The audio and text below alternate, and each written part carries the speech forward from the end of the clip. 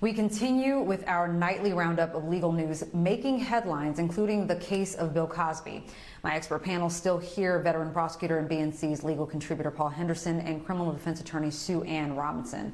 All right, guys, as you know, back in June, Cosby was released from prison after the Pennsylvania Supreme Court overturned his sexual assault conviction. Well, on Monday, state prosecutors announced they've asked the Supreme Court to review the ruling, arguing that the decision sets a dangerous precedent with, quote, far-reaching negative consequences.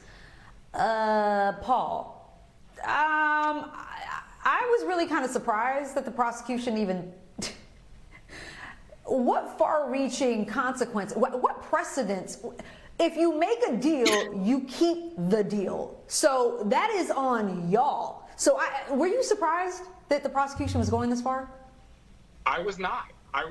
But again, I'm looking at it and looking at the legal issues that seem a little bit complicated beyond just the fact that this is Bill Cosby and the fact of the evidence being what it was and of just the deal being made. Because I think if we take a step back and look at the legal issues overlaying the arguments that they're making, and these are constitutional arguments about interpreting due process in the 14th Amendment, the issue is, looking at it at a very upfront level, when that individual prosecutor said that he was not going to prosecute, whether or not the defendant could rely upon it is the issue.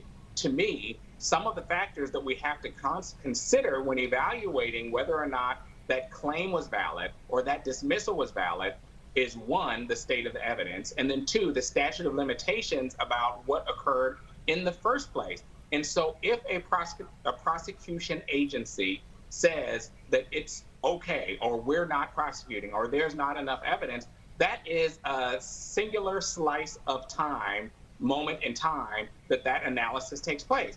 And what do we do in the case of if there is new evidence that is uncovered? The law already takes into account that consideration. As you know, when there's a misdemeanor charge, you have up to a year to file your charges before you lose jurisdiction as a prosecution agency, and up to 3 years for a felony charge if there's felony conduct. And again, those statutes are extended beyond. There's no statute of limitations for murder, and there are statute of limitations for sexual misconduct, especially with things involving a child or the conduct that Bill Cosby was involved in.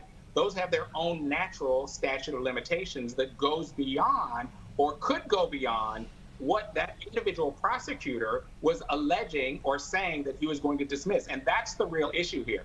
I do have real concerns about the limit or the lack of limits on discharges like this from prosecution. As I said before, we saw the same thing in Ahmaud Arbery, and two separate prosecutorial agencies said, it's okay, no conviction, no guilt, move on, you're good. And we don't have those same challenges in that case, but we could, and that's why this decision matters. The real issue is whether or not this Supreme Court is going to take it up and address those issues and lay out the legal analysis to interpret it on one side or the other. I don't think they will, and I think it's likely that the release will stand and not the appeal from the prosecution.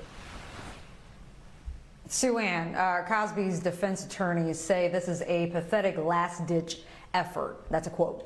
Your thoughts? They're doing so much.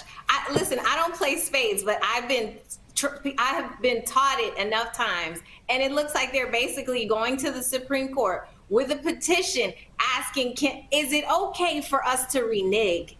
No.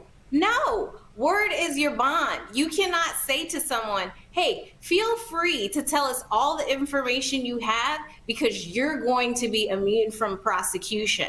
And then later on be like, you know what? We're going to go ahead and prosecute you. That the whole idea that a prosecutor, which is an arm of the state, essentially a government actor, would be permitted to basically lure someone into giving testimony and then use that same testimony against them is at the foundation of criminal defense. That is a constitutional law, a constitutional right to remain silent. So the prosecution can't be permitted to lure someone to make statements against their own interests, to help them, and then turn around and say, you know what, we're going to renege on that. We're going to go ahead and prosecute you because we have more evidence and we think that what you did is really, really bad. We didn't think so as much before, but now we changed our minds.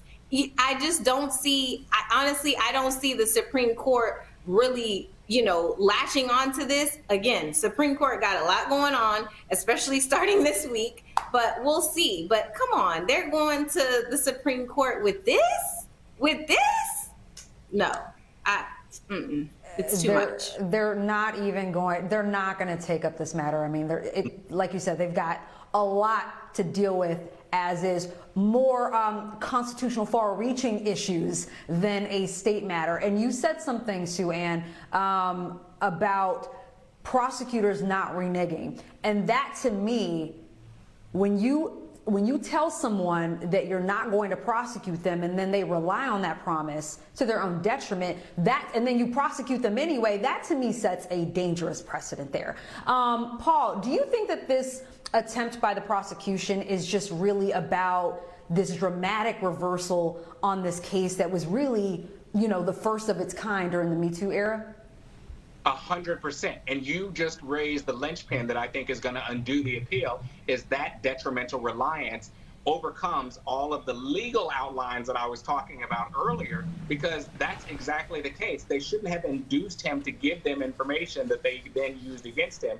And if anything, even if they wanted to present it to a separate prosecution agency, they would have recused that information or taken out the information that they had induced him to give to them in the first place, and then let someone make an objective analysis as to whether or not to move forward. The fact that they didn't, and because they didn't, is going to reinstate the issue that you just raised of detrimental reliance, which I think will overcome the challenges that they're able to make with a legal argument about the due process. And this is them grasping at straws because of the Me Too movement, because of the challenges publicly that are being made against them to move forward with this prosecution.